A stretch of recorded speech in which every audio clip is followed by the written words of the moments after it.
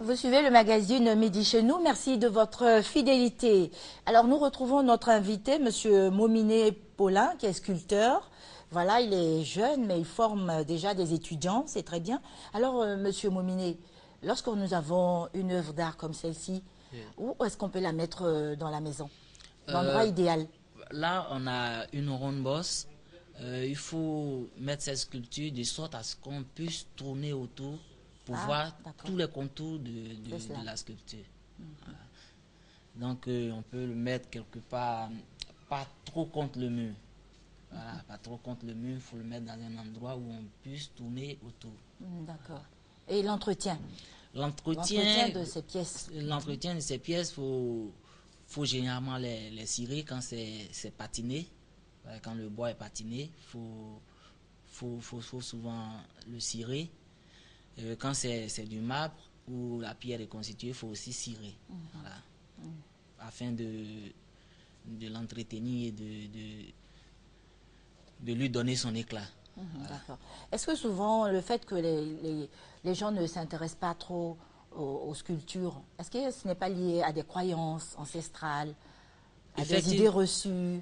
Effectivement, c'est lié à des croyances. C'est lié à des croyances parce que quand on voit une sculpture, on se dit tout de suite qu'il y a un esprit qui habite cet objet-là. Pourtant, il n'en est de rien. Pour qu'un esprit soit, un objet soit Habité pratiquement par habité un certain pouvoir, ou par bien je un ne sais pas certain trop. pouvoir, faut lui vouer un culte.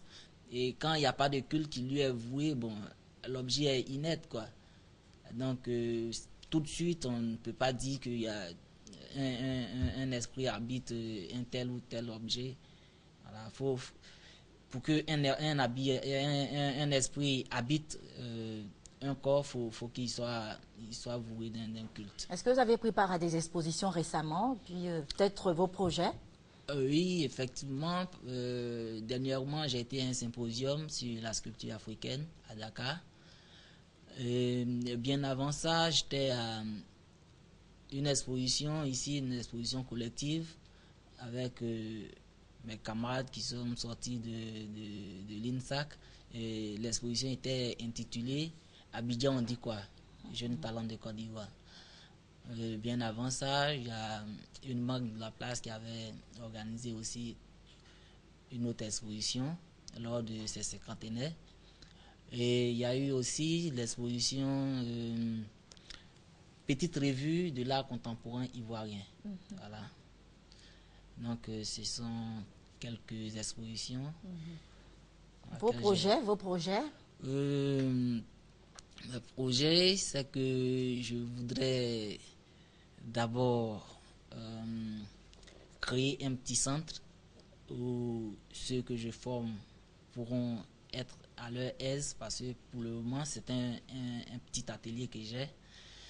Et après ça, je voudrais que mes camarades sculpteurs et moi nous réunissions pour qu'on puisse porter un peu en avant cette discipline-là Promouvoir qui est la cette sculpture, activité.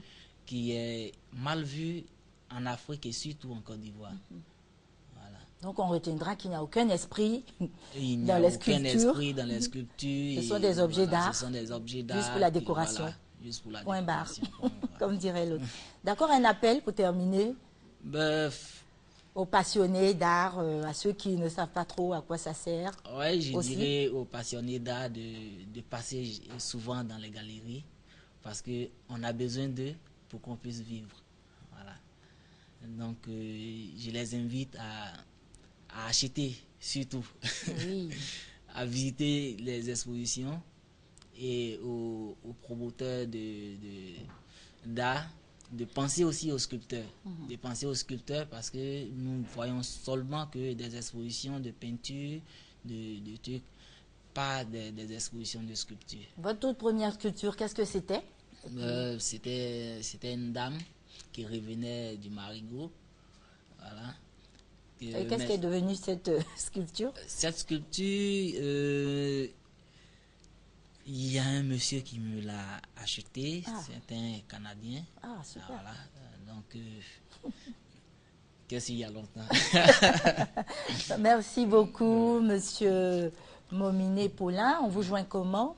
On me joint au 09 98 31 43 et au 45 67 43 63.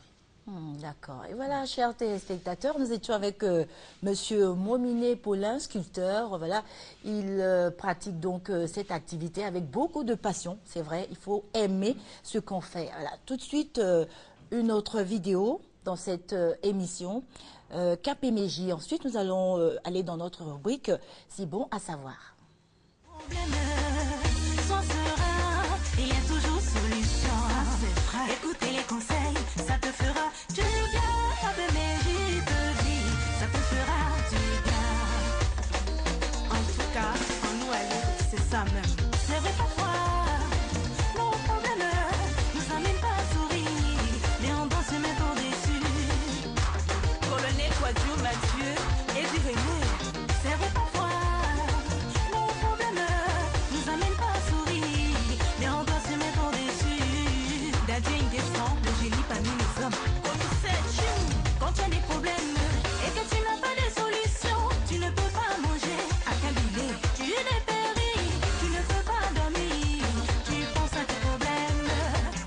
Moi j'ai vu, j'ai entendu et j'ai écouté, à cause des problèmes qu'il y a des gens qui se sont donné la mort. Claudicia, la valeur sûre. Even if your life is hard, you better stay go forward. Everything gonna be alright, by the grace of Baba, this is L'original. by the grace of Dadio. This time, by the grace of Dadio. Problème ça change là, ça vient. Problème ça change là, ça vient. Quand tu n'as pas l'argent, tu as trop de problèmes. Quand tu n'as pas les sous, tu as trop d'ennuis. Aïe d'ordi, tu t'es trop aïe d'ordi. Aïe d'ordi, et ton fils aïe d'ordi. Aïe d'ordi, j'ai mignon passé aïe d'ordi. Salou calou aïe d'ordi.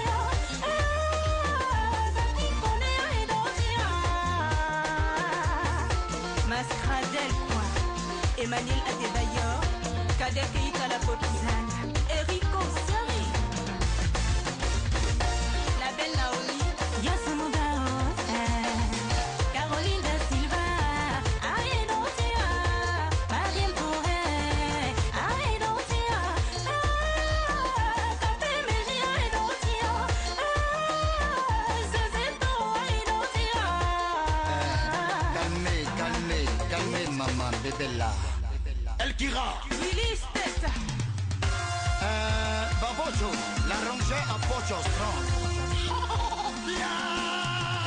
la génération c'est José Amisson.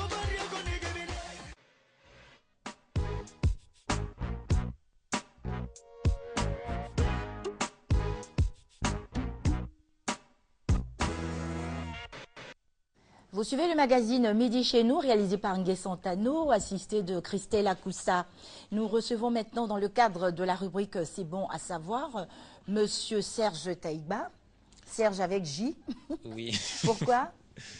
ben, c'est comme ça. C'est comme ça. D'accord, D'accord. on accepte. Donc, monsieur Serge Taïba, qui est formateur en développement personnel. Tout à fait. Voilà, tout à donc fait. aujourd'hui, le thème très intéressant, très important, choisir la bonne activité en affaires. Ah, bien sûr. Quand on sait que de plus en plus, il est demandé aux Ivoiriens d'entreprendre, de ne pas vraiment compter sur l'État. Aux femmes aussi, on leur demande d'apprendre à se battre. C'est ça. C'est très important donc de choisir la bonne activité en affaires. Tout à fait. Mais qu'est-ce que cela signifie, choisir une bonne activité? Ben, déjà, ce qu'il faut savoir, c'est que c'est bien de faire les affaires, c'est bien d'entreprendre, mais si on n'entreprend pas avec la bonne activité, si on ne choisit pas l'activité qui pourrait marcher, bien sûr, conformément à nos compétences et tout ça, Si on ne fait pas le bon choix, on peut faire des échecs. Voilà, donc d'où la nécessité de faire un bon choix. Vous voyez, c'est comme vous demandez à un poisson de grimper sur un mur.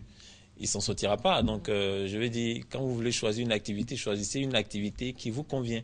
Et toutes les activités ne conviennent pas à tout le monde. Voilà. Généralement, on fait l'erreur lorsqu'on veut faire les affaires. On se dit, bon, je vais faire ce qui marche. Vous voyez, et dans notre... suivre la tendance. Oh, je vais suivre la tendance. Qu'est-ce qui marche en ce moment? Non, ce n'est pas une bonne approche des choses. Quand vous allez sur la base de faire ce qui marche, vous risquez de faire beaucoup d'erreurs parce que ça peut marcher pour les autres, mais avec vous, ça ne marchera pas. Bien sûr, ça veut dire qu'il y a d'autres paramètres qui doivent entrer en ligne de compte que vous devez considérer avant de vous lancer. Sinon, vous allez faire vraiment échec. Voilà. Donc, c'est vraiment important de savoir comment choisir la bonne activité. Bien sûr, de comprendre qu'il faut choisir la bonne activité et maintenant, après, chercher à savoir comment faire pour savoir que c'est cette activité-là qui me convient. Voilà, c'est un peu ça. D'accord. Donc, qui va nous aider à choisir cette bonne activité? Bien sûr, il faut s'approcher des professionnels, des conseillers en la matière, dans le domaine de l'entrepreneuriat. Et puis aussi, ce que nous faisons, bien sûr, on aide certaines personnes à se découvrir, à comprendre ce qui irait avec eux en termes d'entrepreneuriat. Sinon, ils vont sur un mauvais chemin. Donc, il faut se faire aider certainement par quelqu'un qui a une expérience dans le domaine. Et puis ensuite, on fera le bon choix. D'accord. Alors, la question, comment et quels sont les critères de la bonne activité? C'est-à-dire, comment choisit-on une bonne activité, voilà, pour être plus précis, et quels sont les critères? Mais déjà, avant de parler de ça, je veux simplement expliquer que lorsqu'on fait une activité, le but, ce n'est pas juste de gagner de l'argent. J'ai l'habitude de le dire. Ensuite, quand on fait une activité, ce n'est pas juste de faire une activité de 2 mois et ensuite fermer boutique. Le but, c'est de faire une activité qui va durer dans le temps. Vous comprenez? Donc, déjà, ce qu'il faut savoir, c'est que lorsqu'on veut faire une activité, il y a certains éléments qui doivent entrer en ligne de compte. Par exemple, si on part sur la base du fait que lorsqu'on fait une activité, ce n'est pas juste pour gagner de l'argent et que c'est pour satisfaire les clients, on va aller choisir une activité qui répond aux besoins des clients. Par exemple, ça. Lorsqu'on fait une activité qui va durer dans le temps, on va faire une activité certainement qui répond, qui correspond à nos compétences pour pouvoir produire de meilleurs services, par exemple. Si je fais une activité dont je n'ai pas les compétences, je ne suis pas coiffeur, je n'ai aucune notion de coiffure. Je vais ouvrir un salon de coiffure. Je suis un coiffeur médiocre et je vais ouvrir un salon de coiffure. Je vais commencer à coiffer les gens, je vais faire mauvais service. Les gens vont s'enfuir, les gens vont s'en aller. Donc, il faut choisir la bonne activité qui correspond à nos compétences. Donc, par exemple, il y a ces éléments-là qui sont importants à considérer. Est-ce que j'ai les compétences de l'activité? Voilà. Alors, comment connaître ces compétences? Bien sûr, ce sont des dons?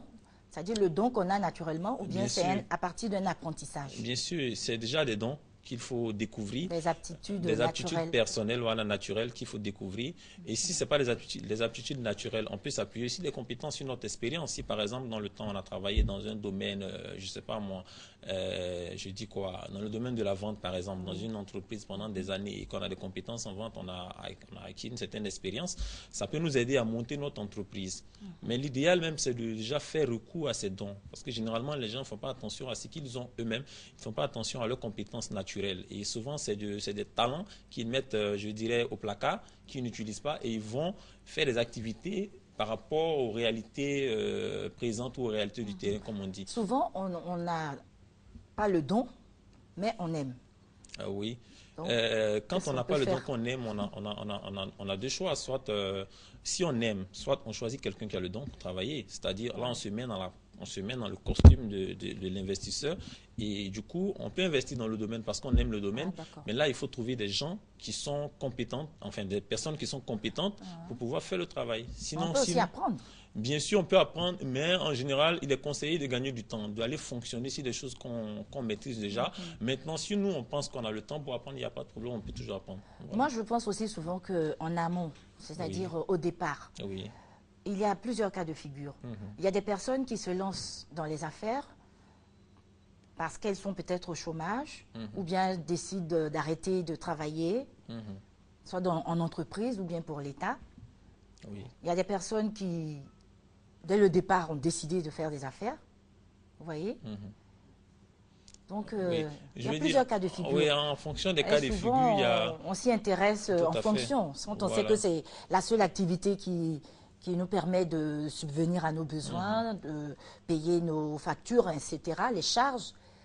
Bon, voilà, l'approche est différente. Oui, tout à fait, tout à fait. Pour quelqu'un qui travaille déjà, je veux dire, dans la machine de l'État déjà, qui est un fonctionnaire ou qui est à cadre dans une entreprise privée, celui-là, naturellement, n'aura pas beaucoup de temps. Donc, dans le choix de l'activité qu'il va faire, il va prendre une activité qui ne va pas lui prendre beaucoup de temps. Oui. Donc, c'est des choses à considérer. Exactement. Celui qui a été licencié quelque part, qui veut monter une activité, c'est là que c'est important. C'est là qu'il faut vraiment considérer ces éléments-là. Parce que celui-là, il va se dire, bon, là, j'ai perdu mon emploi, il me faut gagner de l'argent. Il faut que je vois ce qui marche et puis je vais me lancer. Non, on dit, le truc, c'est pas de faire ce qui marche.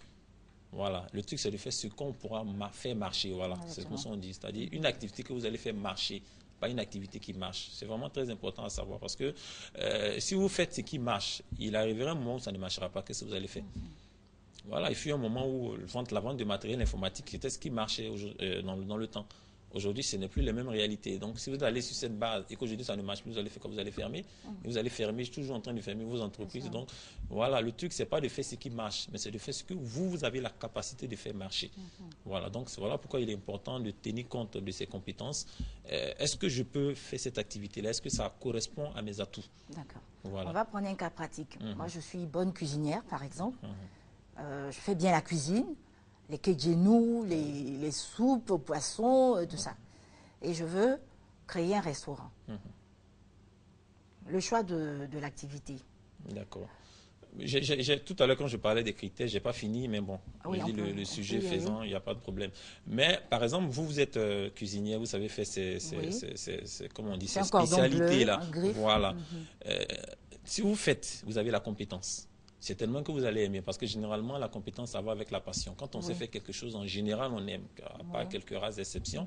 Ce qu'il va falloir maintenant observer, c'est le marché. Est-ce qu'il y a un besoin qui attend ce que vous faites? Dans le quartier, peut-être? Dans le quartier, dans votre environnement, dans votre ville, dans votre commune, là où vous êtes. Ou bien vous avez la possibilité aussi de le faire ailleurs, vous n'êtes pas obligé de le faire dans votre environnement proche. Ce n'est pas une obligation, voilà. Donc quand vous avez déjà la compétence, vous aimez la chose, c'est déjà très bien, parce que quand vous aimez quelque chose, vous avez la force de vraiment faire la chose et puis de faire ça vraiment avec, je dirais, avec excellence. Beaucoup de rigueur. Voilà, beaucoup de rigueur, avec beaucoup de passion, c'est très important. Maintenant, si vous aimez la chose et que vous ne rencontrez pas un